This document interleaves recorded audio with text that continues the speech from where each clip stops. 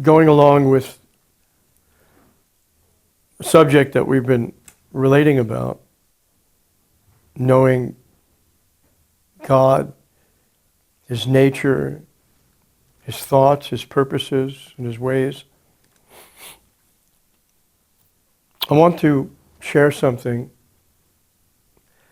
that I would have to say is probably the most dramatic thing I've ever heard in my life.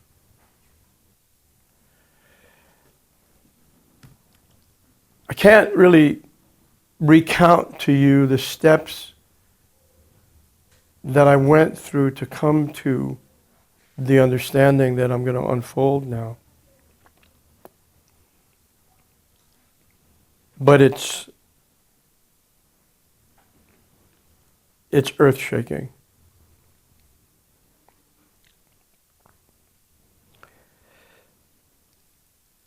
What's it like to be misunderstood? What's it like not to be known and to know it?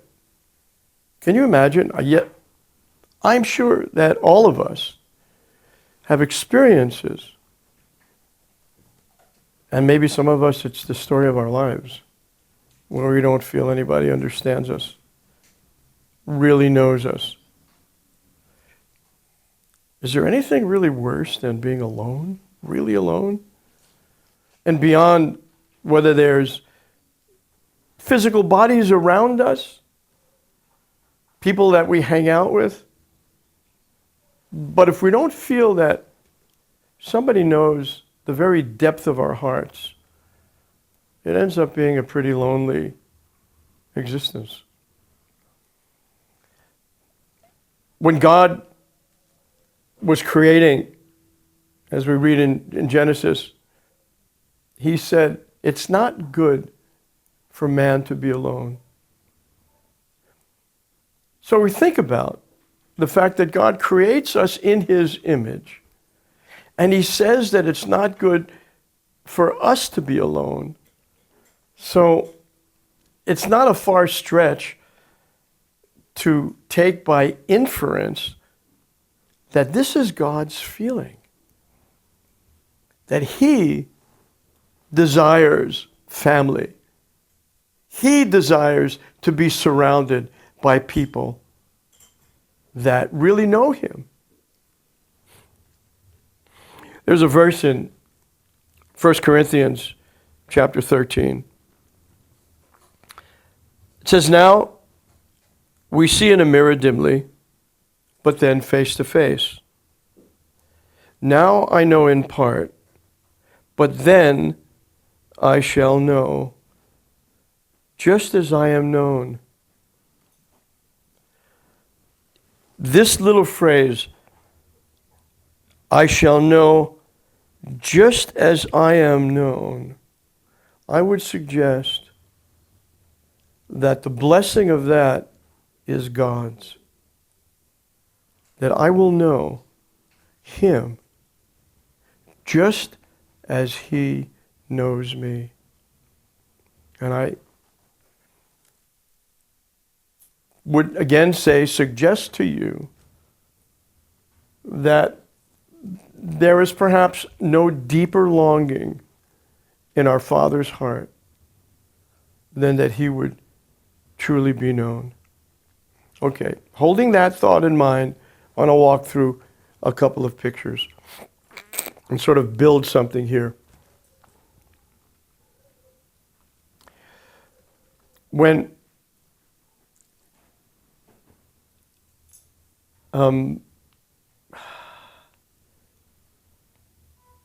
Joseph was thrown into a pit, we look at that and say, oh, what a terrible thing. How bad were his brothers? But if we step back a little bit, we don't have to step back too far to think about what was happening there and how he got there. Now we know from the end of the story, when he encountered his brothers in Egypt, that he said, though you meant this for evil, God meant it for good. Now, what turned Joseph's brothers against him? It was the dreams that he had. Well, the dreams came from God. God gave him the dreams, and God gave him the dreams knowing what was going to happen as a result of them. And as a matter of fact, even more so to say, all that came that looked like terrible evil was something that had to happen in order for something God wanted to come to pass. And what was that? If Joseph hadn't gone into the pit, hadn't ended up in Egypt, and then, of course, his family came down to see him, to be with him, and then 400 years they were there. Had they not been there for that amount of time, under difficult circumstances, just think about it, there would be no nation of Israel. So Joseph going into the pit was actually something that was necessary for the coming forth of the very people of Israel who would prepare the way for Messiah. Now, how did things in the world get to be the way they are? Where did evil come from? Where did the wickedness and the darkness all come from?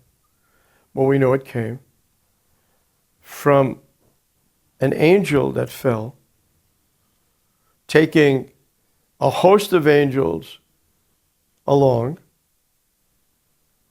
producing what we know as the kingdom of darkness. So, who was this angel? Son of the morning. What was his nature that God created him?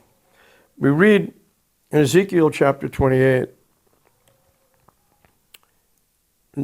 center of verse 12, it says, and this is referring to Lucifer, to be Satan.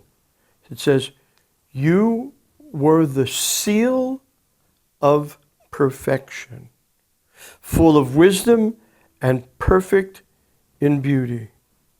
And then he goes on to describe the nature of this beauty. The seal of perfection. In other words, this angelic being was the most glorious, wonderful, beautiful, majestic creation God had ever made. We know from other verses that he was the covering cherub, that he was the one who was positioned over the throne of God. And in addition to that, he was a living musical instrument. It said within him were pipes, strings, and timbrels. Look at this picture. The seal of perfection, the most glorious, magnificent creation of God, is positioned over the throne of God, and he's creating music, worship over the throne. Now, it says that he became puffed up by reason of his brightness. Now, if he was looking at God, he wouldn't have seen himself as bright. But in order to think himself as bright, he had to have turned from God. So he turned away, and he looked at the rest of creation. And it was simple. He said, there's no one like me.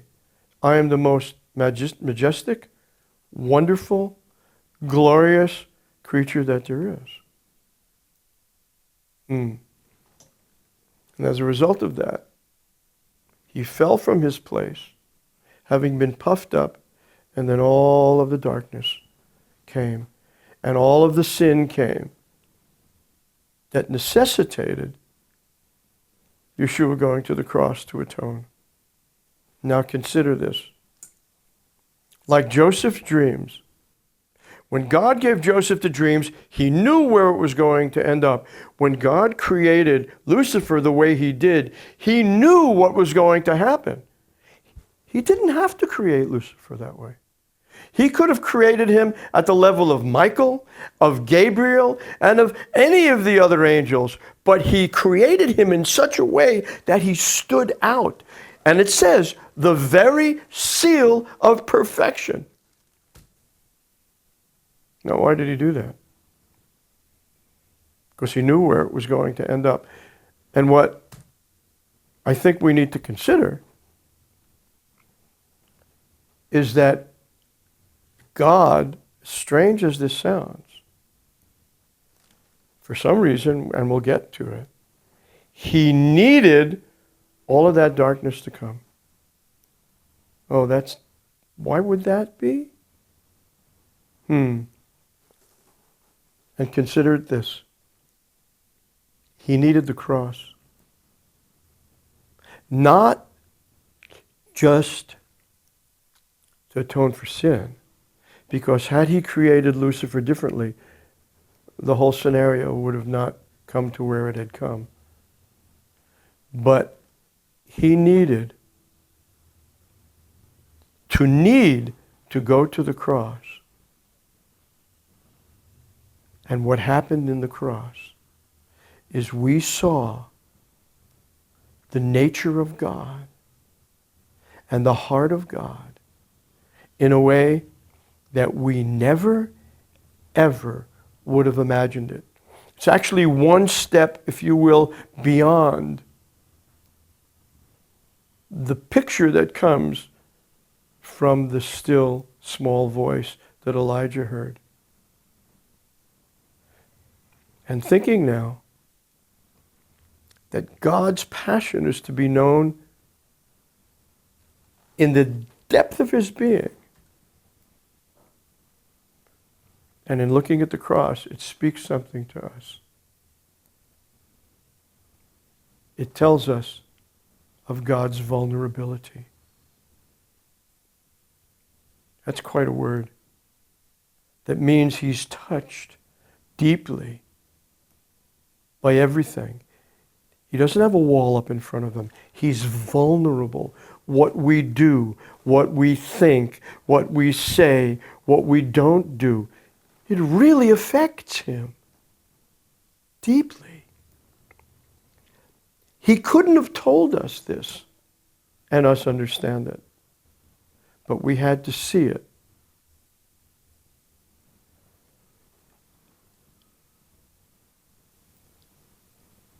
And I guess it's evident that the only way for the true nature of our Creator and Father